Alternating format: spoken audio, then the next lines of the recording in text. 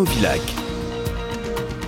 SFR Entreprises, EDF, Groupe Quartier Français, Holcim et la Chambre de commerce et d'industrie vous proposent les nouveaux défis.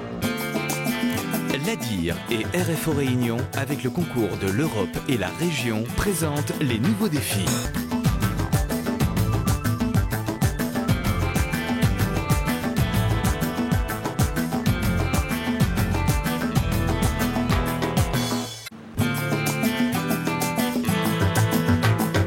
Vous êtes plutôt traditionnel ou moderne? Moderne.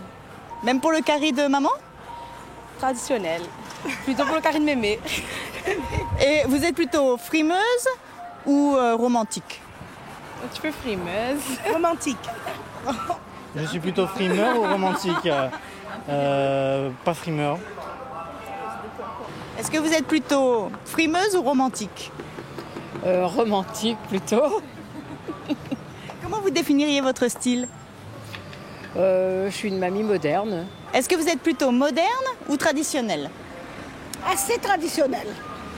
Et vous êtes plutôt frimeuse ou romantique? Un peu des deux. Votre style de vie nous intéresse et peut-être en septembre prochain, ferez-vous partie des 1000 Réunionnais qui seront interrogés par Ipsos pour l'enquête sur les sociostyles à La Réunion. Une première vague menée en 1999-2000 avait permis de réaliser une carte des styles de vie sur l'île. Chacun doit se reconnaître dans l'un des 5 grands groupes qui en étaient ressortis sans se référer aux habituelles catégories socio-professionnelles. Le principe des sociostyles, c'est justement de ne pas avoir d'analyse, par exemple, par profession ou par âge ou par sexe. C'est au contraire en fait un mix de l'ensemble des variables qui permet de déterminer des groupes. Donc on a 5 grands groupes et on identifie à l'intérieur 13 sociostyles. Et c'est pas du tout ni son travail ni son âge qui vont permettre d'identifier quel Réunionnais appartient à quel groupe.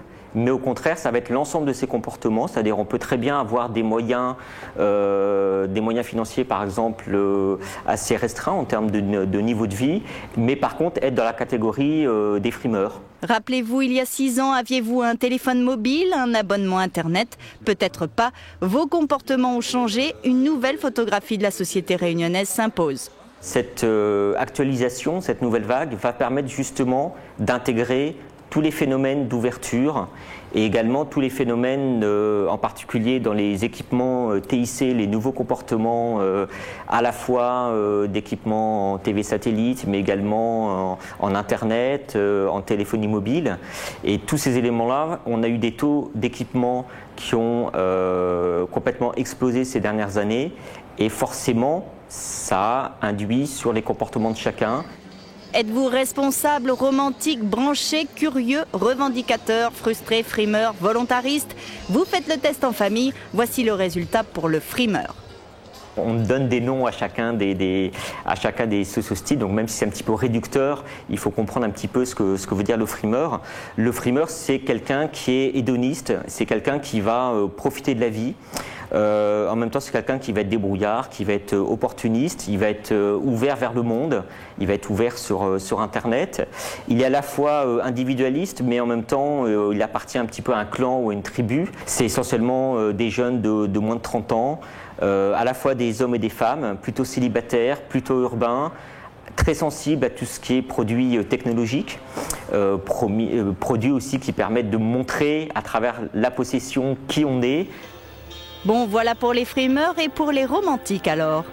Toutes les personnes qui appartiennent aux romantiques sont des femmes. Ce sont plutôt des femmes assez jeunes, moins de 30 ans, qui ont des revenus moyens et par contre qui sont un petit peu avides de shopping.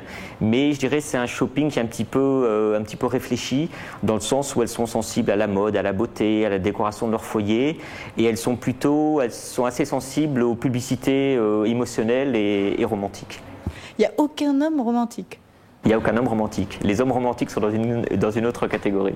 Mais ça existe bien évidemment les hommes romantiques. L'enquête sur les sociostyles est menée en métropole et dans d'autres pays. On y retrouve les mêmes grands groupes de population, mais leur taille varie suivant les différences culturelles. ce qui va énormément différencier par rapport aux études qui sont menées dans d'autres pays, ça va être le poids, c'est-à-dire le pourcentage de chacun des groupes dans la population réunionnaise. Et en particulier, dans le questionnaire, on intègre tout l'aspect de la spécificité de l'identité créole. En pratique, à quoi servent de telles études? Cette agence de publicité a utilisé les résultats du premier sondage pour mieux cibler ses campagnes. Dans le domaine de la maison, vous avez des gens qui vivent la maison différemment. Vous avez les modernistes, d'accord, vous avez les traditionalistes, vous avez une répartition de l'architecture créole par rapport au socio-style, par exemple, ces différents groupes, qui est passionnante parce qu'on arrive à savoir qui aime quoi, les grandes maisons, les petites maisons, les maisons créoles à caractère créole ou les immeubles, etc. Même usage pour cette autre agence qui a également utilisé l'étude des socio-styles de 2000. C'est vrai qu'avant on travaillait sur des choses beaucoup plus rationnelles, c'est-à-dire l'âge, le sexe ou bien le niveau de revenu. Et là, au contraire, on a des choses beaucoup plus qualitatives, beaucoup plus riches, qui nous permettent de nous faire vraiment une image très concrète des cibles auxquelles nous nous adressons dans la communication. Et on a pas mal travaillé en son temps pour une marque automobile qui nous a permis vraiment de bien comprendre comment la marque devait se positionner dans son futur par rapport à la population donc, de la Réunion et par rapport donc, à ces fameux socio-styles. L'étude des socio-styles sur l'île est donc un plus pour les agences de publicité de la Réunion qui peuvent se prévaloir d'utiliser le même outil qu'en métropole. En général, je dirais presque tous les publicitaires ont travaillé en métropole ou ailleurs sur les socio-styles. C'est vraiment un outil très puissant pour nous, pour comprendre, décrypter tous ces courants sociologiques. Et c'est vrai qu'on a l'habitude, on est toute une génération de publicitaires qui a été formée à l'utilisation de ces outils. Donc c'est plutôt bien de pouvoir continuer à travailler avec cette méthodologie qui sont des outils très puissants. Puissant aussi le socio-style revendicateur. Il représentait en 2000 11,2% de la population réunionnaise, le plus grand groupe devant les romantiques.